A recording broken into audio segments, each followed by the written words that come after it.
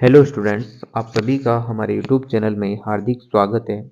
और आज के इस वीडियो में मैं आप लोगों को कुछ टिप्स देने वाला हूं जिनको आपको बहुत ही स्पेशल तौर पर अप्लाई करना है और सावधानियां ध्यान रखनी है। अगर आप लोग चैनल पर नए हैं तो चैनल को सब्सक्राइब, वीडियो को लाइक और बेल आइकन जरूर दबा लीजिएगा।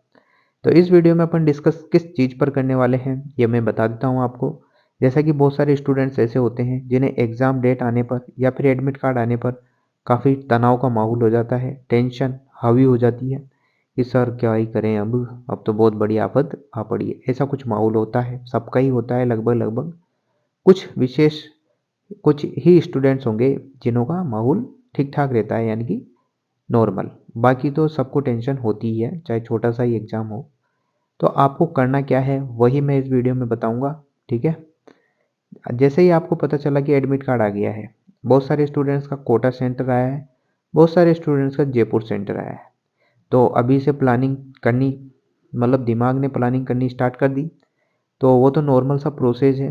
अब आपका जहाँ भी सेंटर आया है वहाँ पर आपको, अगर आपको लगता है कि हम उस दिन नहीं पहुँच सकते हैं, कौन सी शिफ्ट में आपका एग्ज़ाम है, अगर आपका शाम को एग्ज़ाम है तो आप सुबह पहुँच सकते हैं। और अगर आपका सुबह एग्ज़ाम है तो एक दिन पहले ही आपको जाना होगा।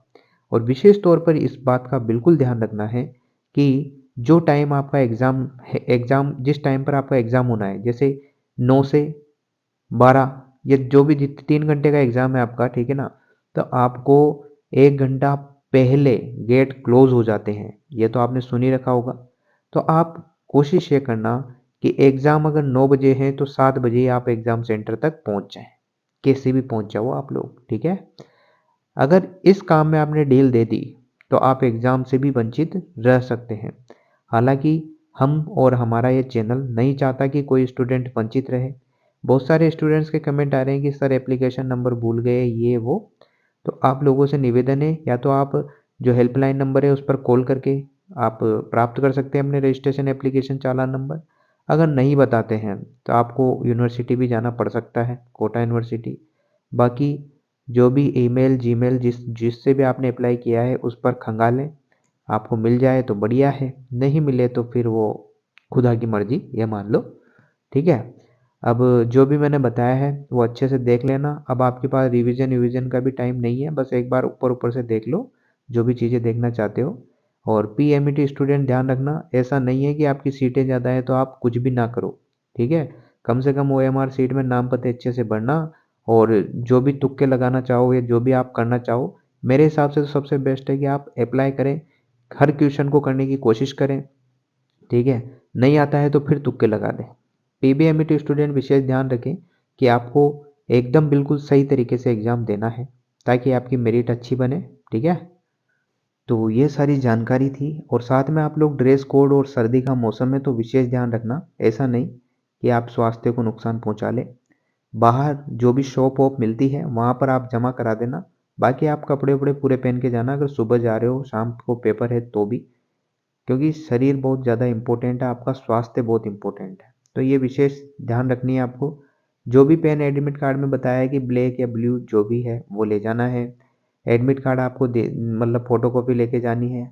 आधार कार्ड या जो भी वैलिड डॉक्यूमेंट है वो लेकर जाना है, उसकी फ़ोटो कॉपी भी ले जाना मेरी तरफ से तो। और 2-3 पासपोर्ट साइज़ फ़ोटो ले जाना। ठीक है ना, ये सारी चीज़ें लेकर जानी ही है आपको। ड्रेस कोड में जो नॉर्मल कपड़े हैं वो पहन के जाना, और स्वेटर वेटर पहन जाना, ऐसा कोई दिक्कत नहीं है। ठीक है। बस ये सारी मोस्ट बातें थी।